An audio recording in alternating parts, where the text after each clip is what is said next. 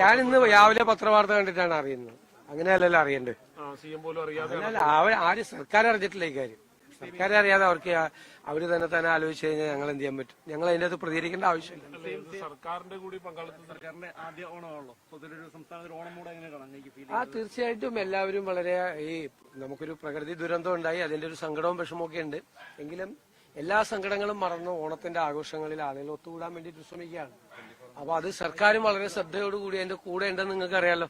വളരെ ശ്രദ്ധയോടുകൂടി ഇത്രയും വലിയ ഒരു ധനപ്രതിസന്ധിയിലൂടെ കടന്നുപോവുകയും ഓണത്തിനൊരു ക്ഷീണവും ഏൽപ്പിക്കാതെ അതിന്റെ കൂടെ നിൽക്കാൻ വേണ്ടിയിട്ടുള്ള, ജനങ്ങളുടെ കൂടെ നിൽക്കാൻ വേണ്ടിയിട്ടുള്ള സർക്കാരിന്റെ പരമാവധി ശ്രമമാണ് നടത്തിയിരിക്കുന്നത്. ഒരു കാലത്തും ഇല്ലാത്ത തരത്തിൽ സർക്കാർ കൂടെ ഉണ്ട് ഓണാഘോഷം.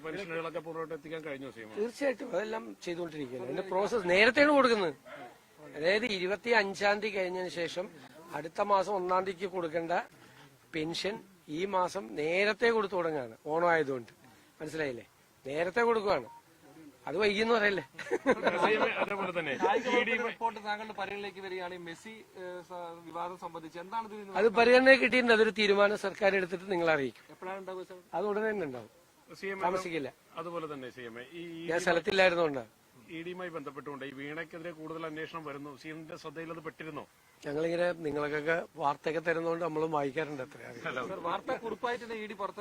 ആ വാർത്തയും വായിച്ചു.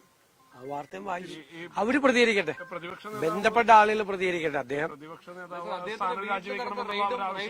ഞങ്ങളൊന്നും മുന്നോട്ട് വയ്ക്കുന്നില്ല. അദ്ദേഹം അവര് പ്രതികരിക്കട്ടെ തന്നെ, അവര് പ്രതികരിക്കട്ടെ. ഒരു അന്വേഷണം നടക്കുകയല്ലേ. ഞാൻ ആ അന്വേഷണത്തിന്റെ ഇടയിൽ കയറി മുഖ്യമന്ത്രി എന്നുള്ള നിലയിൽ അതിനെക്കുറിച്ചൊരു കമന്റ് പറയുന്നതിൽ ഒരു അനൌചിത്യമുണ്ട്. പിന്നെ ആളുകൾ കാണുന്നുണ്ടല്ലോ, ഇതെല്ലാം എല്ലാവരും കാണുന്നുണ്ടല്ലോ. അവര് പറയുന്നതും അവരുടെ പ്രവൃത്തിയും തമ്മിലുള്ള വ്യത്യാസം ആളുകൾ തിരിച്ചറിയുന്നുണ്ടല്ലോ.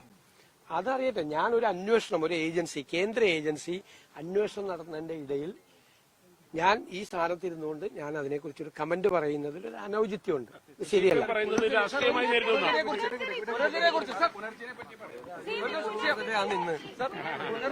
വലിയ വിവാദമായിരുന്നു. പിന്നീട് ക്ലീൻ ചിറ്റ് താങ്കൾക്ക് ആഭ്യന്തര വകുപ്പ് നൽകുന്നതിലേക്ക് ആഭ്യന്തര വകുപ്പ് അല്ല നൽകിയത്, എനിക്ക് കഴിഞ്ഞ സർക്കാരാണ് ക്ലീൻ ചിറ്റ് നൽകിയത്. ആ പദ്ധതിയുമായി താങ്കൾ മുന്നോട്ട് പോവുകയാണ്. 5ലധികം വീടുകൾ വെക്കുകയാണ്. എന്ത് മറുപടി? അതിവിടെ നിരന്തരമായിട്ട് ചെയ്തുകൊണ്ടിരിക്കുകയാണ്. ഇപ്പൊ 5 വീടുകളുടെ ശിലാസ്ഥാപനമാണ് ഇന്ന് രാവിലെ നടക്കുന്നത്. വേറെ ഒരു 5 വീടുകളുടെയും പിന്നെ ഒരു 4 വീടിന്റെ ഫ്ളാറ്റിന്റെയും പണി ഇപ്പൊ പൂർത്തിയാകാറായി. അതിവിടെ നടന്നുകൊണ്ടിരിക്കുകയാണ്. ഈ പ്രശ്നങ്ങൾ ഉണ്ടാക്കാൻ ശ്രമിക്കുന്നതിന്റെ ഇടയിലും ഇതെല്ലാം നടന്നുകൊണ്ടിരിക്കുകയാണ്. ഈ വർക്കെല്ലാം നടന്നുകൊണ്ടിരിക്കുക. അത് മുന്നോട്ട് പോകും.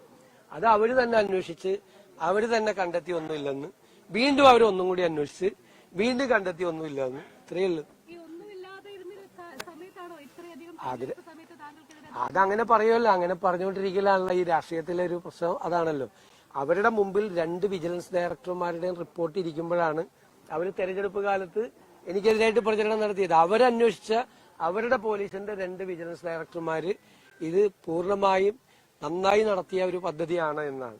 ഞാനൊരിക്കലും ഇത് രാഷ്ട്രീയ പ്രേരിതമായ അന്വേഷണം ഒന്നും പറഞ്ഞിട്ടില്ല. ഞാൻ അങ്ങനെ ഒരിക്കലും പറയില്ല. അന്വേഷിച്ചുള്ളതാണ് പറഞ്ഞത്. അന്വേഷിച്ച് ക്ലീൻ ചിറ്റ് കിട്ടുമെന്നുള്ള ഉറപ്പ് എനിക്കുണ്ടായി. ഞാൻ എന്റെ പ്രസംഗം നിങ്ങൾ എടുത്തു നോക്ക്.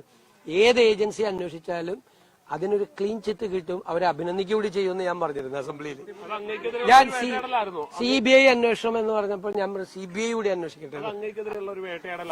ഞാൻ എന്തിനാ അങ്ങനെയൊക്കെ കമന്റ് പറയണത്? ഇതെല്ലാം നിങ്ങളെല്ലാം കണ്ടുകൊണ്ടിരിക്കുകയല്ലേ.